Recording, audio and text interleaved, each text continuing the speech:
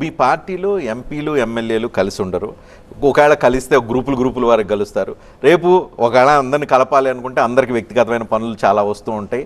అందరూ ఒక కలిసే సిస్టమే లేనప్పుడు మీరు మీ గ్రోత్ 8 ఎంపీలు 8 ఎమ్మెల్యేలు అంటున్నారు. కానీ మీకు ఇంతకు మించి శక్తి ఉన్నా ఇంతవరకే పరిమితం అయిపోయారంటే ఈ గ్రూప్ గొడవలు, కొట్లాట్లు, ఈగో క్లాష్లు, వ్యక్తిగత ఇమేజీ, వ్యక్తిగత ఆశలు, వ్యక్తిగత ఆకాంక్షలు ఇవన్నీ పెరిగిపోవటం వల్లే అని అంటూ ఉన్నారు. ఆకాంక్షలు ఉండాలి, రాజకీయాలు ఆకాంక్షలు ఉంటేనే ముందుకు పోతారు ఎవరైనా. నేను ఎప్పుడు చెప్తుంటా, ambition is prerequisite in politics. Ambition లేకుండా ఎవరు ముందు పోరు, అది అంబిషన్ ఉండాలి. మీరు అన్నట్టు గ్రూప్స్ అంటారా, ఆ గ్రూప్స్ అవన్నీ కూడా అది పెద్ద ఇష్యూ కాకపోవచ్చు. ఎందుకంటే నేను చూసినంత వరకు I'm able to communicate with them. వాళ్ళతో నేను మాట్లాడగలుగుతున్నాను, వాళ్ళ ప్రాబ్లమ్స్ ఏదైతే వినగలుగుతున్నాను, దాన్ని అడ్రస్ చేయగలుగుతున్నాను. నాకైతే అది ఉన్నది నమ్మకం. అయితే నేను ఎందుకంటే ఇప్పుడు పార్టీ పెరిగింది కాబట్టి కాంపిటీషన్ కూడా పెరుగుతుంది.